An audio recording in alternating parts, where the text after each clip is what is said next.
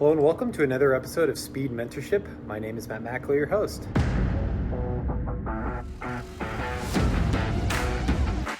Well, thanks for joining us on today's episode of Speed Mentorship. Really excited for today's guest, Kelly Preston. She has a extremely unique background. She is self-taught and went through really some of life's most difficult challenges that you could have gone through and has come out on the other side even stronger.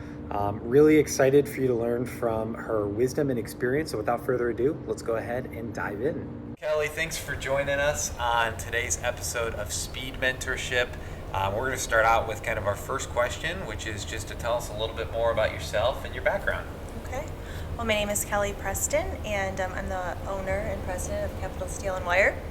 I am actually a proud Michigan State graduate. I actually have my degree is in elementary education, but I started the company with my husband in 2001, and hopefully today we're going to talk about my journey a little bit and some of the highs and lows. Yeah. But we are a steel manufacturing company of hot rolled and cold drawn steel bar and wire. Okay. And tell me a little bit more just about the company. Sure. So what do you guys do specifically? What's kind of your niche? So, I mean, we supply kind of the, how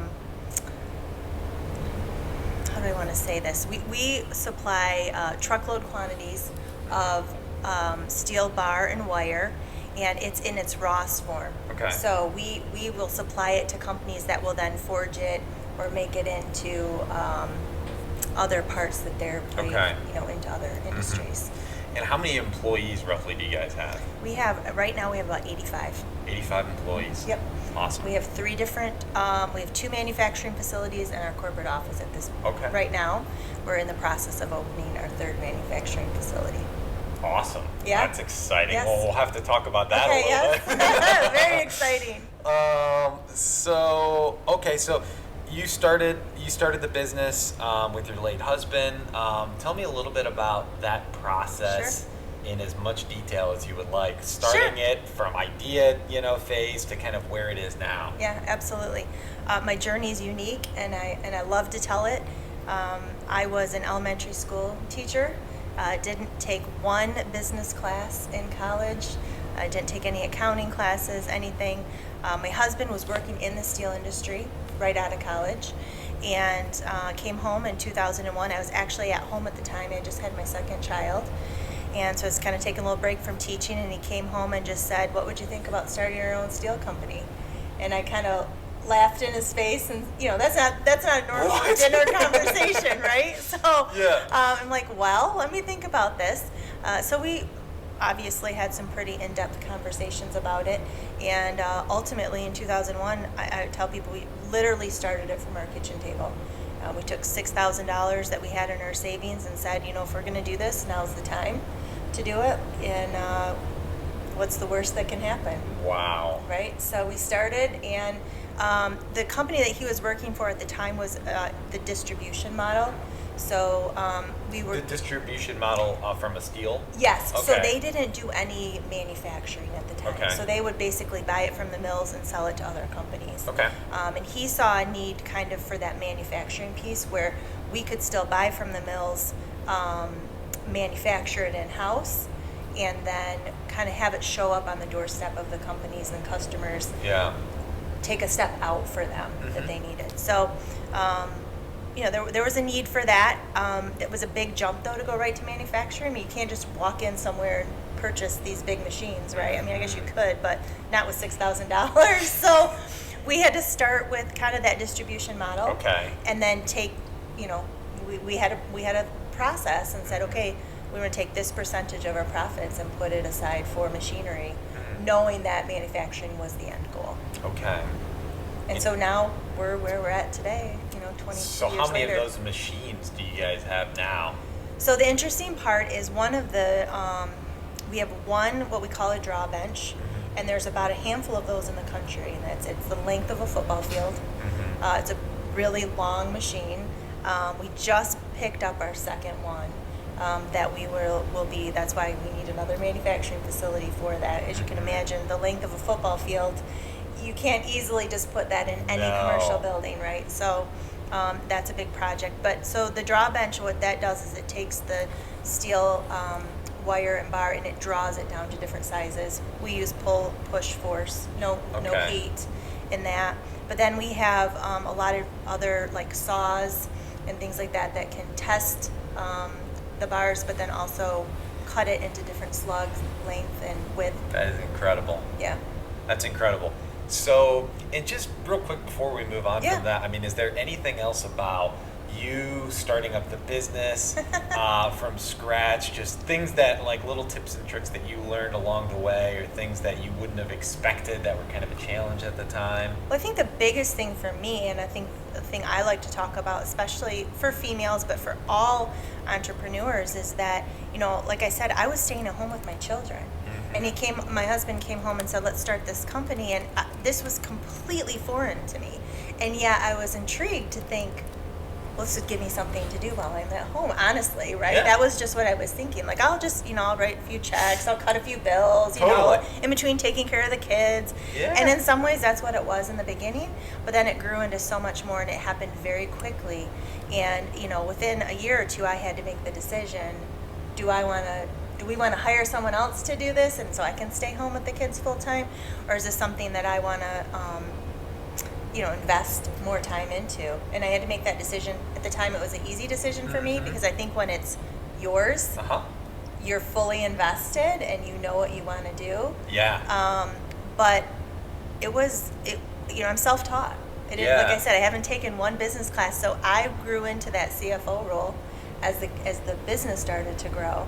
And there was a lot of nights where I sat there, you hear a lot of the imposter syndrome and things like that, those words that are very popular right now. But that was so true for me at the time because I was self-taught and didn't really know, didn't think I knew what I was doing. Yeah, exactly. But I think when you're in it and you're open to making mistakes and learning from those, then it makes that process that much easier. Totally. Now, how did you manage, because, you were a mother when you started this, which is super easy, right? Right, right. And so how did you navigate that? Because I know a lot of mothers, probably more so than fathers in a lot of ways, feel a lot of guilt for going to work or doing something like that. How did you manage with that? How did you cope with that? I mean, what were some of the things that like you told yourself to say like, hey, no, like this is going to be great for the family? Right. Well, I think first and foremost, I had the support of my husband at the time, right? And we were a true 50-50% partnership. So it wasn't something that I was doing and leaving him behind, or he was doing and leaving me behind. We were really doing it together. But what that also meant is we had some very tough and honest conversations about, okay, we can be a partnership in business, but then it also means we need to be a partnership at home. Totally. And really understanding what that meant for my role and his role. And then also... He had to step up as well, He had to step up as well, to make sure things were equal. Or we needed to be okay saying, we need some help at home. Who do we trust? We're new parents, right? That's hard in itself. Yes. So who do we trust that can come into our home and help us take care of the kids and do those things? And what do we want to do ourselves, and what are we okay with, allowing other people to help us with? Those were decisions that we needed to make. And I think for most families and people, that's different sometimes, but as long as you're being honest about that with yourself and each other, then you've set the expectation. And like I said, my kids were very young. They were 1 and 2 when we started the business, so they don't know any different. It wasn't like mom was at home and then all of a sudden decided to go back to work.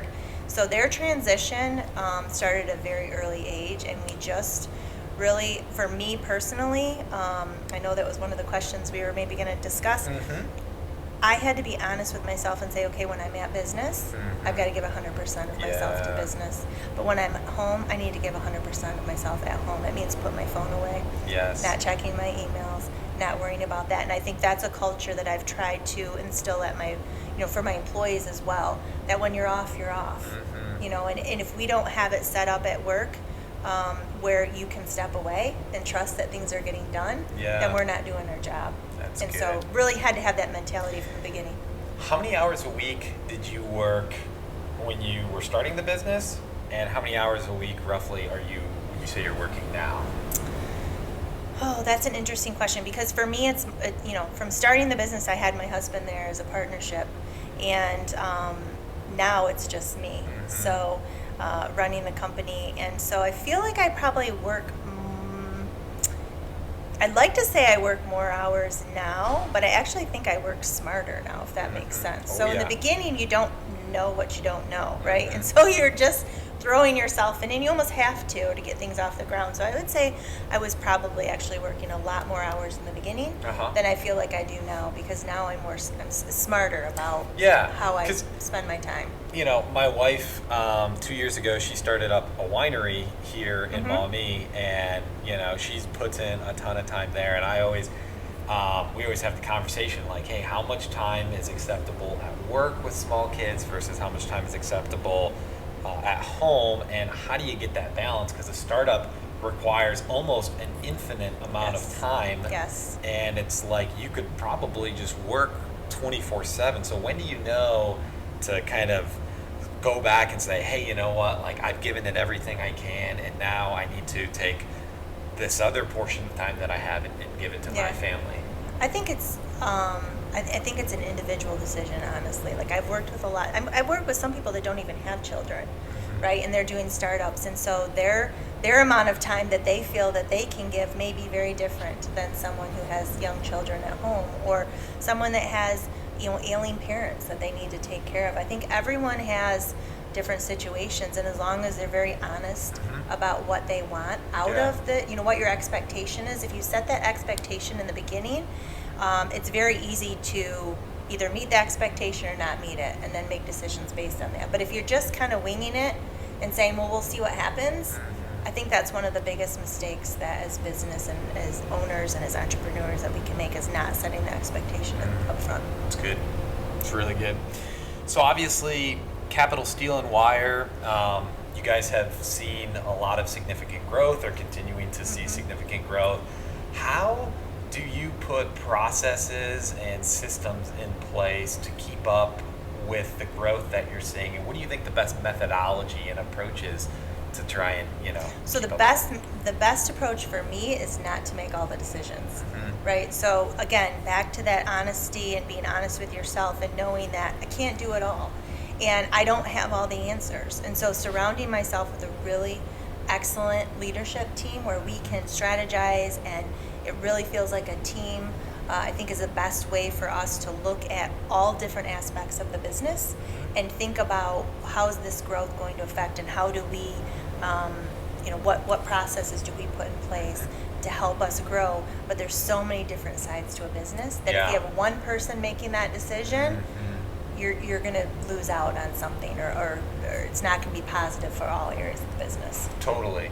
Yeah, I mean, I think I've seen a lot where, like, especially in our business, it's growing quickly in one particular area, and our team's focused on trying to make sure we bolster up everything in this area appropriately, and then we tend to forget about this area, so then we try to do that after the fact, and then we see that there's a mismatch there. Or, like, how do you even deal with stuff when you've grown beyond what your current systems are capable of doing? How do you how do you try to foresee some of those things in the future? Or how do you try to put specific things in place, or have your team put specific things in place to say, hey, this is where we're headed. Let's make sure that all of the surrounding and systems and the systems that wrap around this are going to be where they need to be to continue this growth. Yeah.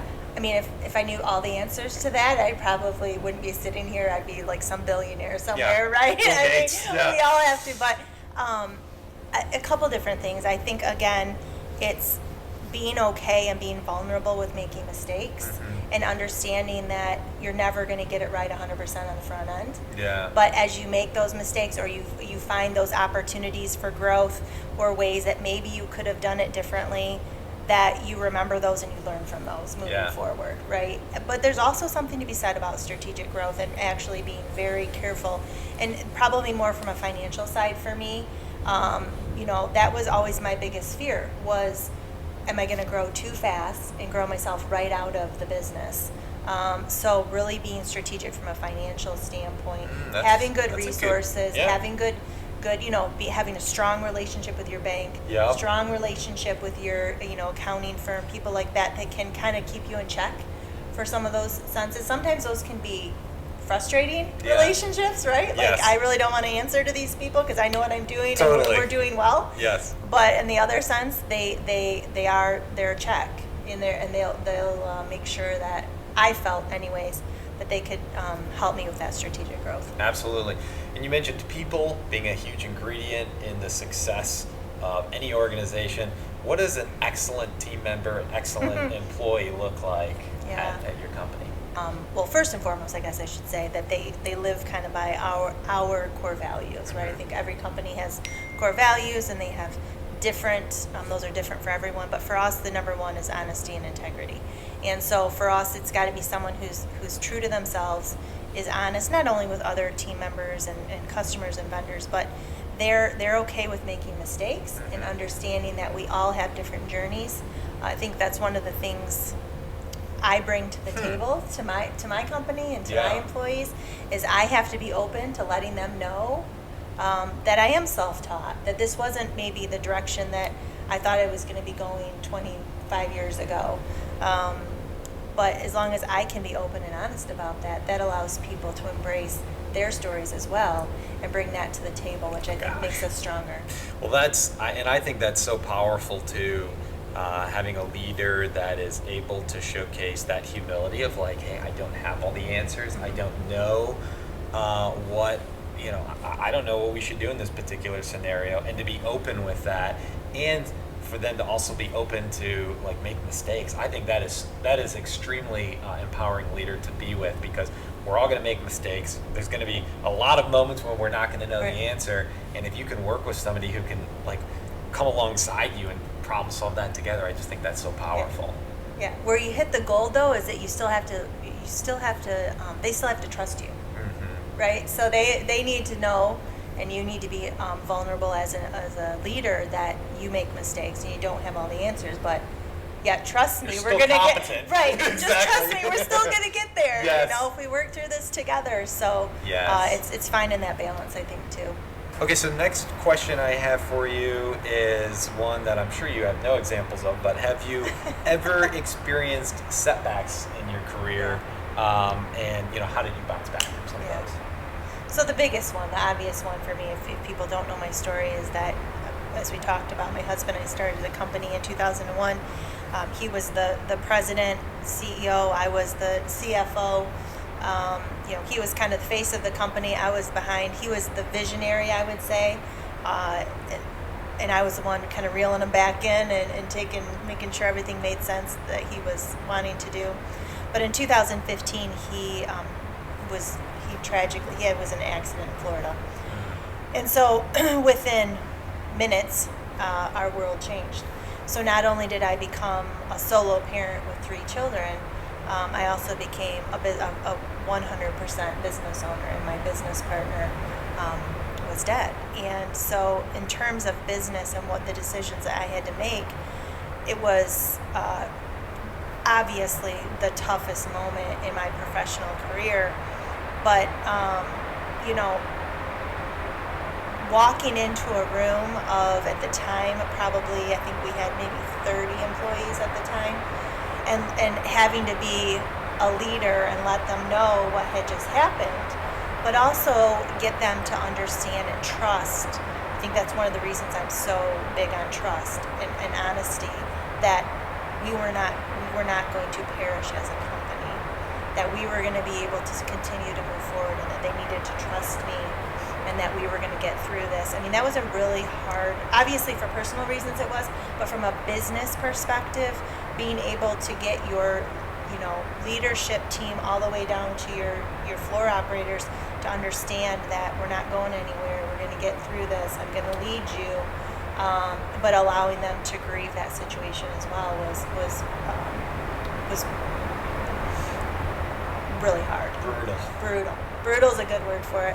But it also was probably one of my most intense learning. I gained so much confidence and business knowledge, and just how to handle those types of situations. I think just the growth that I gained from that was immeasurable.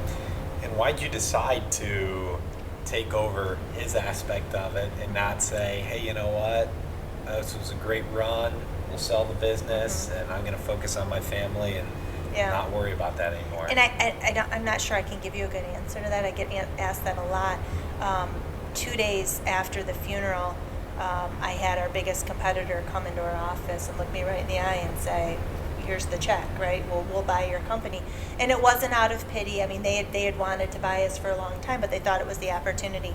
And, I thought about it, but maybe for a split second. I mean, I just felt that my passion and what we had built together, I wanted to see it through.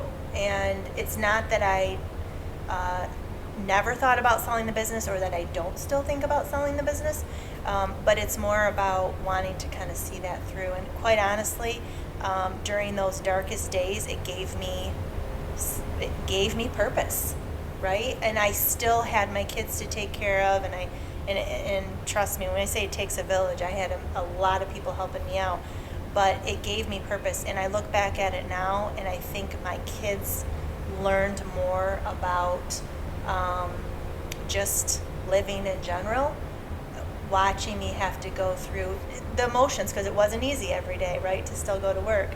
But I think they've learned more from that experience than me just staying home and wallowing in my sorrows. 100%. Yeah, absolutely. Well, so that was your most challenging, time. What do you think makes you very successful at what you do? Like, what would you say are your top most successful habits that have helped you not only take over the business gracefully and continue to grow it, but just help you to continue to perform at the highest level that you perform at? Well, I think we've discussed them a little bit already, but I'm so big on being honest with myself and where my strengths and weaknesses are, and being okay with and being vulnerable in asking for help. And you asked about when Dustin, that was my late husband, died in 2015. At the time, it was just him and I. And when I took over, I made the decision that I needed to increase or add to my leadership team. So at the time we had maybe 2 people kind of on our leadership team. I brought in 5. And I said, I need more help with the areas that I'm not 100% sure, or just to have more representation. So being really honest with myself on and being okay with asking for help, which is a really hard thing for people to do, especially people in leadership. It's just a hard thing to ask for that, but also to be able to go out and seek that help and know who, I have given the example before, within the first couple months I said, I want to join a CEO group, to help bounce ideas and hear what's going on in the world. And they were all exclusively men, and no one wanted me, so I said, okay, fine, we're going to start our own. And so I started my own CEO group, and it's all women. I've since started one that's men and women as well. But just being able to see that need and go, okay, well, if it's not out there, then we're gonna create it ourselves. Wow. So I think, again, just being honest with what your needs are. But probably the thing that makes me the most successful, I'd say, is, I don't know if empathy is the right word, but being able to be open to people's stories and listening and looking at what they're, just because they don't walk through the door with a certain degree doesn't mean that their skills and their abilities are not there. And part of that is because of my history. Yeah. And being open to growing with people and letting them shine. Yeah. Well, that kind of ties into, I think, the emotional intelligence aspect a little bit. How important do you think emotional intelligence is in a leader? I think I don't think you can put a percentage of how important it is. I mean, I think it is the ultimate goal, and I think people that don't understand that are losing out, because if you can't relate or at least allow yourself to be open to what people are feeling and what they're going through, then you're just limiting what success and what your company is going to be able to do. because it's real, and we talk about mental health and what people are going through. Everybody has something that they're dealing with outside of work. It's something. It can be positive, it can be negative, something that's occupying their thoughts, their time. And if we're not open to dealing with some of that and actually listening, and it's going to make it really difficult. Totally. People like to try to say like, hey, I have like this work barrier when I come in, I have this home barrier, and I have all these, different things. But I think people are way more complex than that, way more complicated. And I think everything is interconnected. And man, if you have problems at home, you're going to bring them to work. Right. You just will. Right. I mean, some people do better at others of being able to separate that. But I think the typical person is going to come in and say, man, I got financial troubles. I have troubles with my spouse. I have troubles with my kids, whatever. And if the leader's not open to having those discussions, then I think it's just going to limit their effectiveness to properly coach that individual as well. 100%. And again, I think that's one of the things that, because I'm open about discussing my journey, not only with my employees, but other people out there, my employees know that there were days I didn't want to be there, but I still showed up. Mm-hmm. And if I can have those discussions with them, if they want to, I'm not saying I'm going to seek them out and have those, but they know that they can come and talk to me about, I just really don't want to be here today. How did you get through those times? What made you want to show up every day? Kind of what we talked about. Yeah. Those are when you can be open to letting people kind of know your story and know what you've struggled with and how you got through it. That's going to help them. And I'm not saying that as leaders we have to be therapists, but just being able to be open about and letting them understand that we're not perfect. Totally. Right? We have issues too. And that kind of ties into this thought about just being open with your weaknesses with individuals. You connect with people through your weaknesses, ultimately. You boast through all the stuff that you're good at, but if you really want to connect with people and build good relationships and showcase the humanity that we all have, I love how open you are with your team about all those different things. Yeah. One of the things that I do, we have the gratitude walls and we have all that stuff too, but one of the things I like to do is, especially when I get someone new or someone who's getting promoted into a new position, and I think we all go through it where we're struggling, we're new workload, not sure we're up to the job, all that stuff, and we talk about giving them pats on the backs and send them an email, give them a talk, whatever, but I like to do that on the days when they've really struggled and then they still show up the next day. I like to send them an email or pull them in my office and say, it's okay that you're struggling, and I love the fact that you showed up today. I love the fact that you're going back after it after you had a rough day. Those are the things I think that make people want to come to work, because they know it's okay for them to have a bad day and still show up, and we're all going to be there together to help get them through it. So that's really good. What would you say are some of the top life principles that you have? One of the things a lot of people don't know about me is I grew up the daughter of a college football coach. So my dad was a college football coach. I had myself and my sister. So he never had boys, he had girls. And I'm 50 years old, so back when I was growing up, things were a little bit different, right, than they are now. And he embraced the fact that my sister and I could do anything we wanted to do. And he used to take us to practices and make us run with the boys and do things so that we knew growing up that we weren't limited, that we could do that. And that's always stuck with me and is very powerful for me now, leading a business in a pretty male-dominated industry. I don't have fear of that. I don't. I learned a lot from my dad, and probably the biggest thing that I learned that I carry with me now besides that is that how to deal with criticism and people feeling like they need to give you their advice on how you are handling the situations. A college football coach hears it from every angle in the Saturday, Sunday quarterbacks who want to give their advice in the media and social media and the papers about what they did wrong and all that. And hearing someone at a very young age say some not so nice things about my father, I had to learn to let a lot of that roll off my back. What is meaningful and what's not meaningful, right? And who I want to listen to and who I don't want to listen to. And I've taken that with me through my years, and I know now, what criticism to take and what criticism to just kind of let roll off my back. Not react, but just let it roll off my back. And I learned that from a really young age, which a lot of people don't get, and it's a really hard thing to learn, especially as a leader, to not take things personal, but just to take the good criticism and learn from it and grow from it, but let some of the other people that just want to...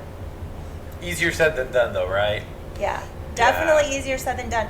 And probably, like I'm saying, a little bit easier for me because I've had to do it since I was very little. Sure. What about your approach on how to give criticism, or if you have any tactics, on how to give criticism appropriately to individuals? Yeah, so for me, I don't like to give criticism. I like to ask questions and let someone else try and figure it out. Obviously, there are situations where we have to be. I mean, you don't become a leader if you can't have those tough conversations.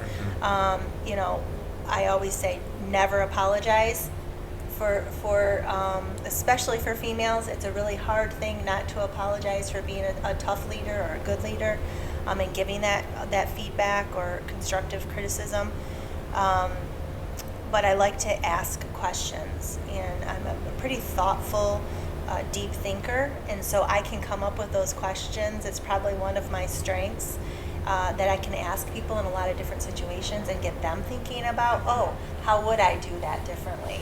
Or how would this have come off if I would have handled it this way? Or whatever the situation is. But that's probably how I handle it. That's great. Now, for the situations where you do have to be more direct and you've asked the questions, they're obviously still not doing what they need to be doing, how do you have those more difficult, challenging conversations? So I think it goes back to, like I said, our number one core value is honesty and integrity, and being honest with someone. I like to tell my leadership team, if you're not being honest with someone, you're not giving them the opportunity to grow. And so sometimes those conversations are extremely difficult, not only for the person receiving the information, but also the person giving it. But if you're not being honest about it, there's not going to be the possibility for them to grow, whether that's within your company or someone else's company. If someone's going to leave, like you said, I mean, there's a certain point where you have to say, this is not working out. Or if you're not getting this, if this is not improving, ultimately this is what's going to happen. And sometimes that's the best thing that can happen to somebody. Yeah, totally.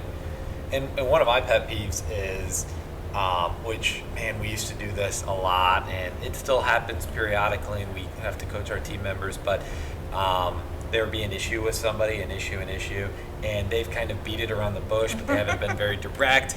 And then it gets to the point where it's like, we got to do something, and they're like, hey, we got to fire this person. It's and like, you don't have anything are to back. you kidding me? Right.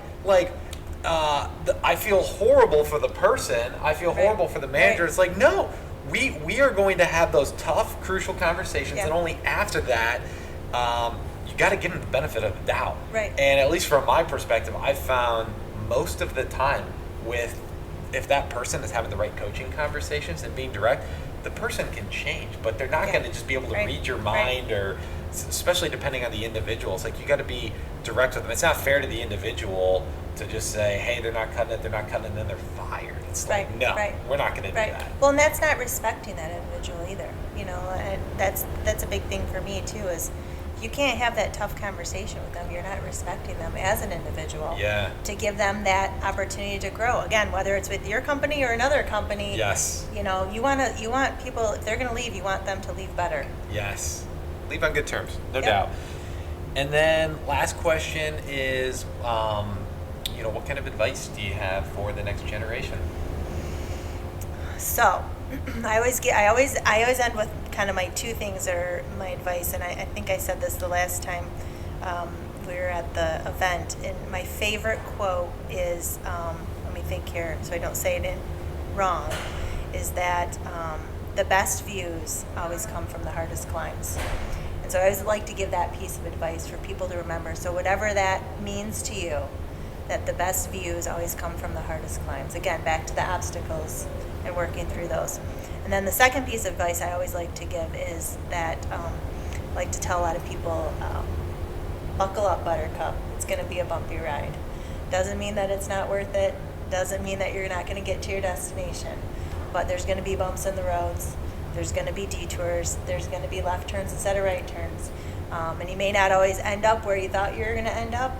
But as long as you stay true to you and keep, driving forward, you will get to a beautiful place. Fantastic. Kelly, thank you so much for your time Thank you today. for having me. It's a pleasure. Well, hopefully you guys enjoyed today's episode. What an incredible story that we were able to learn from today with Kelly. Truly remarkable how she was able to overcome some of the most difficult of circumstances and turn it around into something truly remarkable. If you guys liked today's episode, make sure you hit that like and subscribe button. And as always, thank you so much for being a part of our leadership community. Look forward to seeing you on the next one.